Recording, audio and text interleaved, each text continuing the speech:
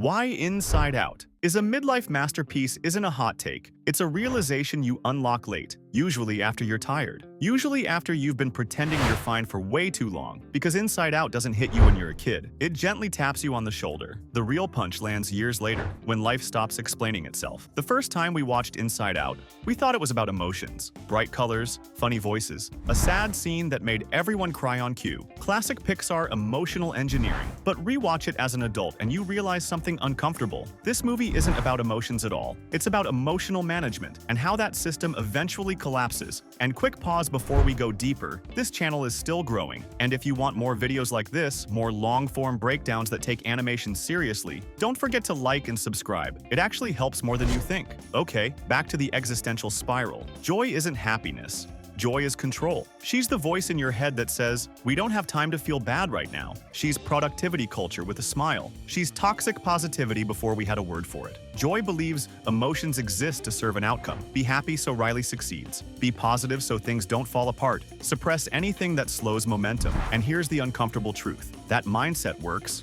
until it doesn't. Because adulthood doesn't break you with trauma. It breaks you with accumulation, small disappointments, quiet compromises, the slow erosion of who you thought you'd be. That's why Inside Out doesn't open with tragedy. It opens with birth, with joy, with simplicity. And then life happens. Riley doesn't lose her childhood because something awful occurs. She loses it because she moves, because routines disappear, because identity gets uprooted. That's what makes the film terrifyingly real. There's no villain, no catastrophe, just change. And change is the thing we're least prepared for. Sadness isn't dangerous in this movie. She's inconvenient. She doesn't break anything. She just touches things. And joy panics, because sadness introduces uncertainty. And uncertainty is something adults learn to fear. Joy tries to erase sadness the way we erase uncomfortable feelings in real life. We distract. We intellectualize. We minimize. We say things like, others have it worse. We say, it'll be fine. We say, just keep going. Inside Out quietly asks, what if that's the problem? The film's biggest lie, intentionally framed as truth at first, is that happiness is the goal. It isn't. Stability is.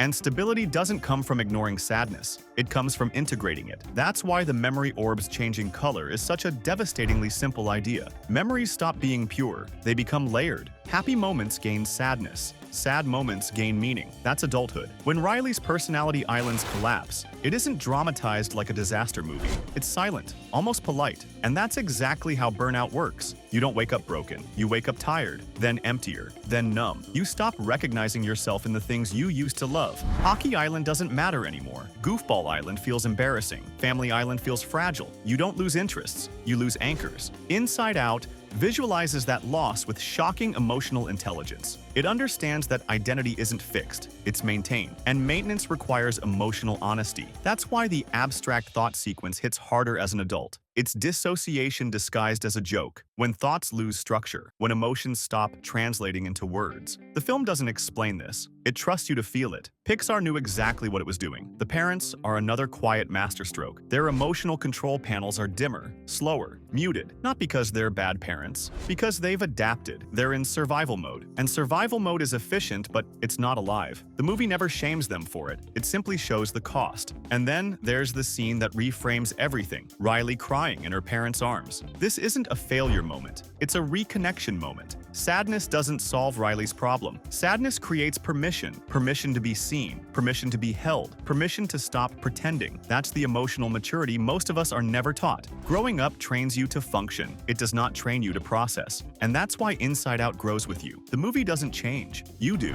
And nowhere is that more obvious than with Bing Bong. As kids, we cry because he's funny and kind and disappears. As adults, we cry because we recognize him. Bing Bong isn't just childhood imagination. He's discarded identity. He's the version of yourself that no longer fits into your adult life, but still mattered. The dreams that don't make sense anymore. The energy. And here's the part most people miss. Inside Out doesn't just understand emotions. It understands timing. The movie knows that certain truths only land when you're tired enough to hear them, when optimism feels performative, when motivation sounds hollow. That's why this film doesn't scream its message. It waits. Because emotional maturity isn't learned, it's earned. Through disappointment, through unmet expectations, through the quiet realization that not everything gets better. Some things just change shape. Riley doesn't become stronger because she overcomes sadness. She becomes stronger because she lets it exist. That's a radically adult idea. We're raised on stories where growth equals triumph, where pain is a temporary obstacle, where the lesson is always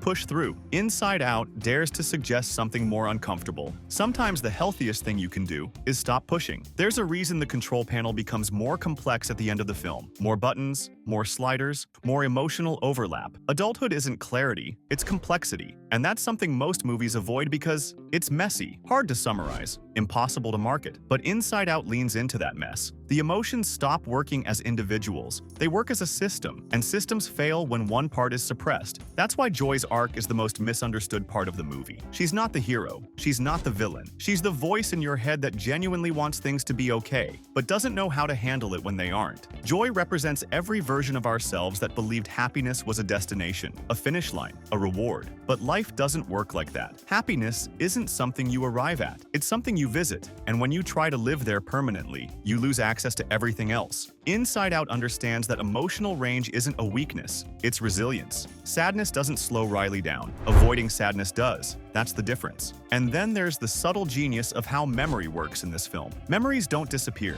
they get recontextualized. A happy memory doesn't become sad because it was bad. It becomes sad because it mattered. That's adulthood in one sentence. You don't mourn what failed. You mourn what almost worked. The friendships that faded. The version of yourself that felt more certain. The future you once assumed was guaranteed. Inside Out treats that grief with respect. It doesn't rush past it. It doesn't turn it into a lesson montage. It lets it sit. And that patience is what makes the movie feel honest instead of manipulative. Even the humor changes as you get older. As a kid, the jokes are slapstick, goofy reactions, physical comedy. As an adult, the funniest moments are painfully accurate. The mind workers on break, the subconscious chaos, the sheer exhaustion of maintaining emotional order. It's funny because it's familiar, and familiarity is dangerous because it lowers your guard. That's when the film slips in its real message. Adulthood isn't about suppressing emotions. It's about interpreting them. Sadness isn't telling you something is wrong with you. It's telling you something mattered. Anger isn't always aggression. Sometimes it's boundary setting. Fear isn't cowardice. It's pattern recognition. Disgust isn't negativity. It's discernment. Inside Out reframes emotions not as problems, but as signals. And most of us were never taught how to read them. We were taught how to ignore them, how to stay strong, how to be positive, which sounds healthy until it isn't. That's why the scene where Riley runs away hits so hard as an adult, because it's not rebellion, it's shutdown. It's what happens when a system overloads and chooses escape over processing. That moment isn't dramatic, it's quiet, detached, and that's exactly how emotional collapse often looks in real life. No screaming, no breakdown,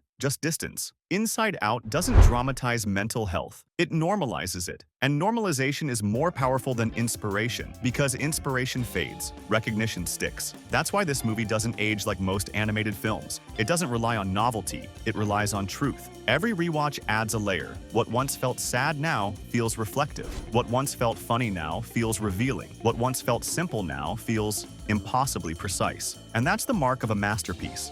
Not perfection, longevity, a film that grows with you instead of past you. Inside Out doesn't tell you how to live. It shows you how emotions live inside you, whether you acknowledge them or not. And the final irony? The movie about emotions is emotionally restrained. It never tells you what to feel. It trusts you to find yourself in it. That's rare. That's brave. And that's why, years later, Inside Out still works.